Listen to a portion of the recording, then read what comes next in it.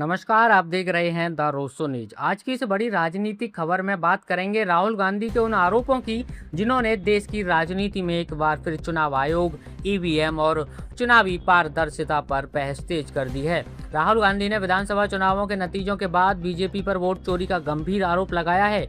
उन्होंने कहा है कि सिर्फ सीटें ही नहीं बल्कि पूरी की पूरी सरकारें वोट चोरी के जरिए बनाई जा रही हैं। तो आखिर क्या राहुल गांधी ने कहा, उन्होंने किन राज्यों का जिक्र किया, ममता बनर्जी और टीएमसी के साथ कांग्रेस क्यों खड़ी दिखाई दे रही है और इन आरोपों पर बीजेपी और चुनाव आयोग का क्या जवाब हो सकता है। आइए पूरी खबर विस्तार से समझते हैं।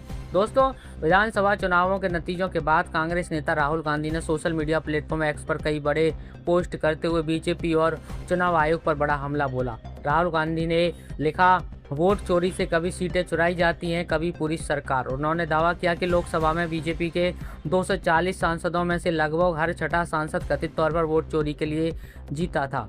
राहुल गांधी यही नहीं रुके, उन्होंने बीजेपी पर तंज कसते हुए कहा, क्या उन्हें बीजेपी की भाषा में घुसपैठिए कहें। यानी राहुल गांधी ने बीजेपी के उन बयानों को उन्हीं पर पलटने की कोशिश की जिनमें बीजेपी अक्सर अवैध घुसपैठ का मुद्दा उठाती रही है। इसके बाद राहुल गांधी ने हरियाणा का जिक्र किया और कहा, हरियाणा में तो पूरी सरकार ही घुसपैठिया है। इस बयान का सीधा मतलब यह निकाला जा रहा है कि कांग्रेस चुनावी प्रक्रिया की निष्पक्षता पर सवाल उठा रही है और मान रही है कि जनादेश को प्रभावित किया गया। राहुल गांधी ने सिर्फ हरियाणा ही नहीं बल्कि कई राज्यों का नाम लेते हुए आरोप लगाया कि चुनावी प्रक्रिया को प्रभावित किया गया है। उन्होंने कहा कि असम और पश्चिम बंगाल के चुनाव नतीजे साफ बताते हैं कि चुनाव आयोग की मदद से बीजेपी चुनाव चोरी कर रही है। राहुल गांधी ने अपनी पोस्ट में पश्चिम बंगाल की मुख्यमंत्री ममता बनर्जी का भी समर्थन किया। उन्होंने लिखा, हम ममता जी से सहमत हैं, बंगाल में 100 से ज़्यादा सीटें चुराई गई हैं। यह बयान इसलिए भी महत्वपूर्ण माना जा रहा है क्योंकि कांग्रेस और टीएमसी के रिश्ते कई मौक़ों पर तनावपूर्ण रहे हैं, लेकिन इस मुद्दे पर राहुल गांधी खुलकर ममता बनर्जी के समर्थन में दिखाई दिए। अब आपको पश्चिम बंगाल के चुनावी नतीजे भी बताते हैं। पिछले करीब 15 साल से पश्चिम बंगाल में तृणमूल कांग्रेस की सरकार थी। ममता बनर्जी लगातार राज्य की सबसे मजबूत नेता मानी जा रही थी, लेकिन इस बार विधानसभा चुनाव में टीएमसी को बड़ा झटका लगा। चुनाव आयोग के आंकड़ों के मुताबिक 293 सीटों वाली पश्चिम बंगाल विधानसभा में बीजेपी ने 207 सीटों पर जीत दर्ज की, वहीं टीएमसी सिर्फ 80 सीटों पर सिमट गई। कांग्रेस को 2 सीटें मिली। इन नतीजों ने पूरे देश की राजनीति को हिला दिया क्योंकि पहली बार बीजेपी ने पश्चिम बंगाल में इतनी बड़ी जीत हासिल की। राहुल गांधी ने अपने बयान में मध्य प्रदेश, महाराष्ट्र और लोकसभा चुनाव का भी जिक्र किया। उन्होंने कहा कि इन राज्यों में भी चुनाव चोरी हुई है। राहुल गांधी के मुताबिक चुनाव चोरी, संस्था चोरी और अब चारा ही क्या है। यह बयान सीधे तौर पर चुनाव आयोग और संवैधानिक संस्थाओं की निष्पक्षता पर सवाल खड़े करता है।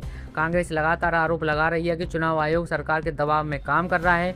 हालांकि चुनाव आयोग हमेशा उन आरोपों को खारिज करता रहा है और कहता है कि चुनाव पूरी पारदर्शिता और संवैधानिक प्रक्रिया के तहत कराए जाते हैं। अब सवाल ये उठता है दोस्तों कि राहुल गांधी के इन आरोपों का राजनीतिक असर क्या हो सकता है।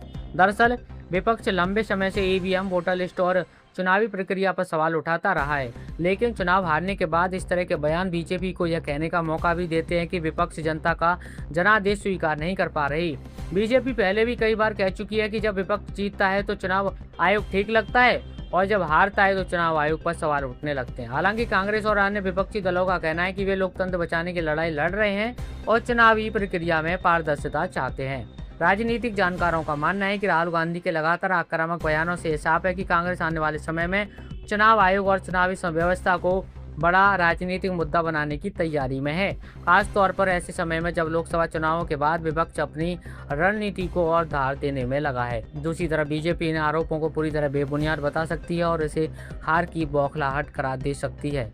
अब देखना दिलचस्प होगा कि क्या चुनाव आयोग इन आरोपों पर कोई आधिकारिक प्रतिक्रिया देता है या नहीं, और क्या विपक्ष इस मुद्दे को संसद से लेकर सड़क तक बड़े आंदोलन में बदलने की कोशिश करेगा। फिलहाल राहुल गांधी के बयान ने देश की राजनीति में नई बहस छेड़ दी है। एक तरफ विपक्ष चुनावी प्रक्रिया पर सवाल उठा रहा है तो दूसरी तरफ बीजेपी अपनी जीत को जनता का विश्वास बता रही है। सवाल यही है कि क्या ये सिर्फ राजनीतिक बयानबाजी है या फिर चुनावी पारदर्शिता पर गंभीर बहस की जरूरत है। इस पूरे मामले पर आपकी क्या राय है?